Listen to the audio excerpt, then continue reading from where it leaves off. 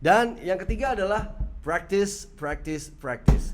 Gak ada seorang yang ahli tanpa berlatih. Itu suatu hal yang niscaya terjadi, nggak mungkin terjadi. Ya orang-orang yang Anda lihat nyaman di panggung itu sudah melewati ribuan, ratusan jam terbang dalam berbicara di panggung.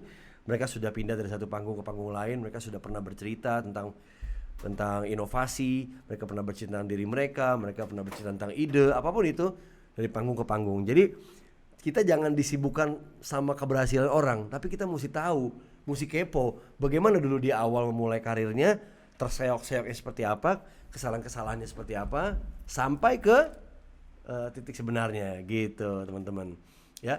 Dan seperti kata orang terkenal, repetition is the mother of skill. The mother of skill namanya ibu itu yang paling mahir ya.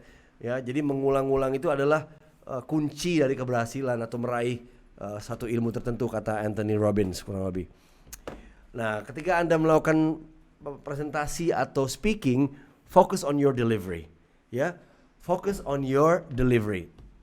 Yang paling penting adalah bagaimana cara menyampaikan cerita tentang ini ya. Saya mau kasih tahu tentang bagaimana cara mengasah kemampuan public speaking. Ya, saya akan fokus gimana cara metodologinya ya.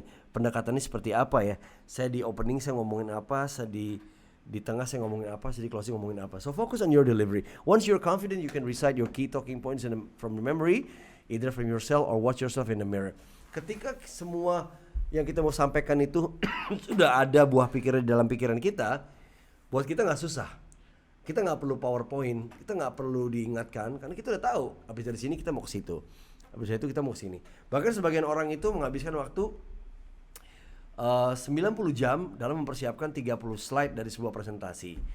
Apa yang mereka lakukan selama 90 jam itu? Mereka mulai dari berpikir, ya, mind mapping, ya, dia mulai thinking, lalu mereka sketching, sampai rehearsing, sampai latihan, sampai membuat presentasinya atau slide-nya.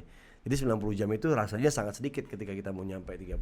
But then again, 30 slide ini adalah 30 slide yang memang benar-benar powerful, yang ditunggu-tunggu orang, dan ini ada keilmuan, ada tujuan yang benar-benar ingin diraih, keberhasilan gitu ya. So focus on your delivery. Nah, kita diminta juga untuk pada saat kita bergerak dengan ritme, intonasi. Watch your way. When you move your hand, watch the way you move and listen to the way you talk. Ya, pastikan Anda nyambung nggak sih antara tangan, postur tubuh, berjalan ke kanan, berjalan ke kiri, gitu ya.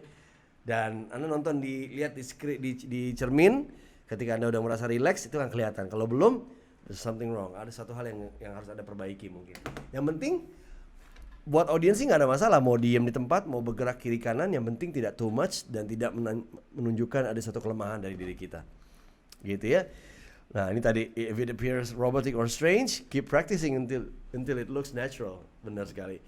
Nah, ada satu hal yang ingin saya sampaikan juga, mengingat apa yang kita mau omongin itu bukan berarti mengeja satu persatu gitu ya. Kalau bisa kita jangan menghafal atau memorize atau mengingat satu persatu, kata per kata.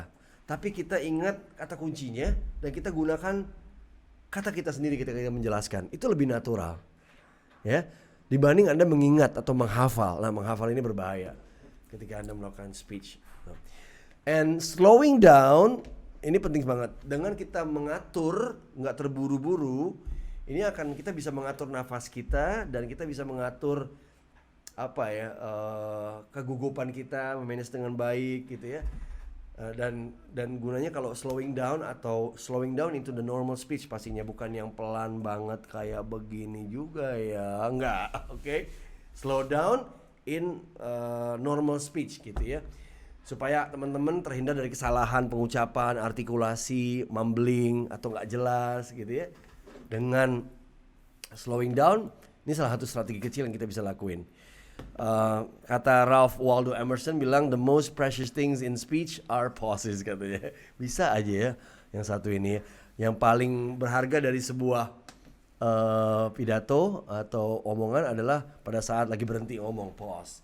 So sometimes you need to make pause ketika lagi menjelaskan suatu hal yang penting banget, yang butuh berpikir, audiens butuh menganalisa dan butuh mencerna ya.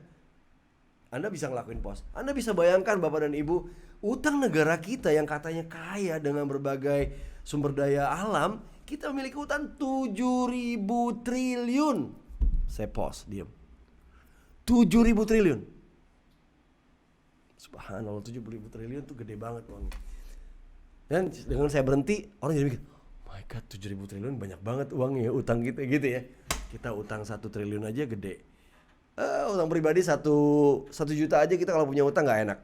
Pengen kita bayar gitu ya. Tapi ini utang negara 7.000 triliun. Ini sebuah contoh saja gitu ya. Jadi pausing is also important. Slowing down. Use your gestures appropriately. Pakai body language senormal mungkin, jangan terlalu berlebihan.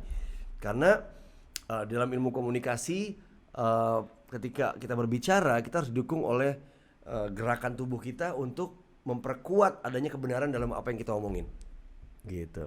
Nah biasanya kita ngomong misalnya besar sekali di tangan kita, gede banget, kecil banget. Nah ini kan mendukung dengan ekspresi wajah, dengan tangan. Ini mempercepat orang berpikir bahwa kecil banget ya. Utang Indonesia 7 triliun, gede banget. Tangan kita melebar, mata kita membelalak, wajah kita kaget, nada kita naik. Nah itu namanya gestur. Nah gestur ini adalah yang paling penting dalam berbicara. Karena dari sisi keefektifan presentasi, gestur ini mempercepat sebuah pesan itu sampai, ketimbang kekuatan dari kata-kata maupun kekuatan dari tonasi atau tone, intonasi atau tone gitu ya. So be expressive with your hands and face and move around occasionally to complement what you're saying. Artinya gestur ini boleh Anda maksimalkan dengan baik. Sedikit tip dari saya, try to avoid continuous pacing to waving your hands around the whole time. It can be distracting. Jadi ketika Anda menggunakan tangan, jangan selalu continuous begini-begini. Wah begini terus. Chapter 1 begini tangannya, chapter 2 begini. Sekali diam. Jangan terlalu lama di satu titik, sesekali berjalan, ya kan? Jangan selalu menatap satu ini, sesekali menatap yang lain, gitu-gitu ya.